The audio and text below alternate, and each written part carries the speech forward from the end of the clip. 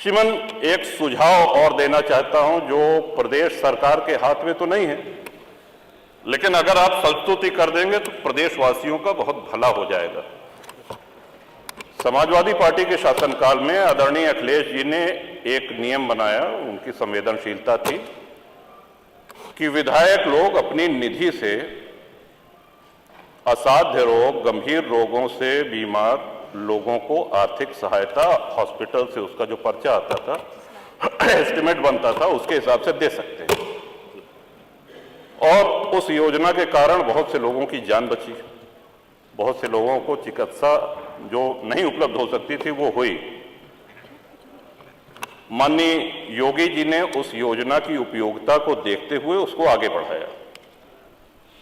आए दिन श्रीमान चुनाव होते हैं, कभी लोकसभा का चुनाव, कभी विधानसभा का चुनाव, कभी विधान परिषद का चुनाव, और जब अधिसूचना जारी होती है तो हम लोगों को अपनी निधि व्यय करने में रोक लगा दी जाती है।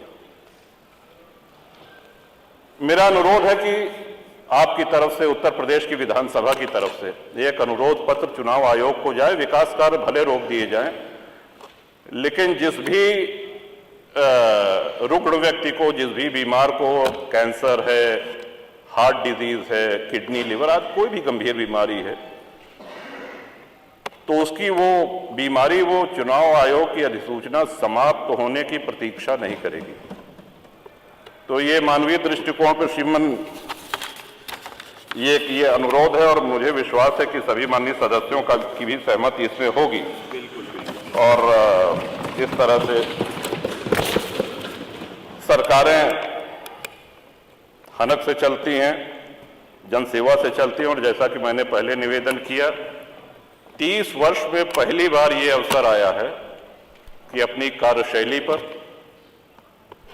अपने कार्यकलाप पर योगी जी के नेतृत्व में सरकार दोबारा आई है, रिपीट हुई है, और ये बहुत बड़ी उपलब्धि है, बहुत बड़ी उपलब्धि है। कि मन आज जहां हर तरफ, ठीक है,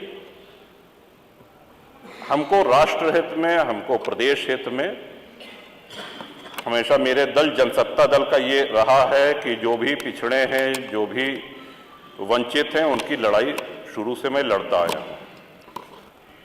लेकिन वहीं ये भी सराहनीय है कि आप जिस आसन पर बैठे हैं, उस आसन पर बैठने वाले आदरणीय अध्यक्ष जी, अगर देखा जाए कि उनकी विधानसभा में उनके सजातीय कितने लोग, या माननीय संसदीय कार्य मंत्री जी बैठे हैं, शाहजहांपुर से लगातार 9वीं बार निर्वाचित होकर के आए हैं, कितने खन्ना मतदाता होंगे अपनी कार्यशैली से, अपनी संघर्ष क्षमता से और अपने व्यवहार से।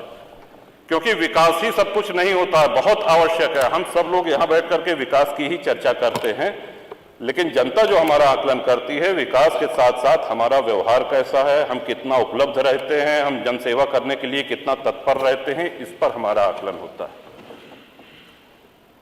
लोग इसलिए विकास की अपनी बहुत महत्वपूर्ण भूमिका से हम इनकार नहीं कर रहे हैं, लेकिन बहुत से ऐसे विधायक हैं, बहुत से ऐसे सांसद हैं जिनके क्षेत्र में उन्होंने बहुत विकास किया लेकिन चुनाव नहीं जीत सके, इसलिए कि उनके व्यवहार में, उनके क्रियाकलाप में कुछ कमियां थी। तो इसके साथ साथ जनता की सेवा हम बेहतर ढंग से कर सकें और जनता से जुड़े हुए मुद्दे हम बराबर सदन में उठाते रहें, इसके लिए ये आवश्यक है कि अधिक से अधिक सदन चले, माननीय विधायकों को अपनी बात, अपने क्षेत्र की समस्याएं रखने के लिए समय मिले। लॉ एंड ऑर्डर की बहुत बात होती है, कुछ लोग सहमत होंगे, कुछ लोग असहमत होंगे, लेकिन यही लोकतंत्र की खूबसूरती भी है। उत्तर प्रदेश के लॉ एंड ऑर्डर की मिसाल उत्तर प्रदेश के बाहर भी दी जाती है और प्रशंसा होती है, ये हम सभी लोगों के लिए खुशी की बात है। सुधार की गुंजाइश तो हमेशा रहती है। जो हमने ये दस्तावेज तैयार किया है, जो राज्यपाल का अभिभाषण है, जो बजट अभिभाषण है, इसमें सुधार नहीं हो सकता ऐसा मानना ये उचित नहीं होगा।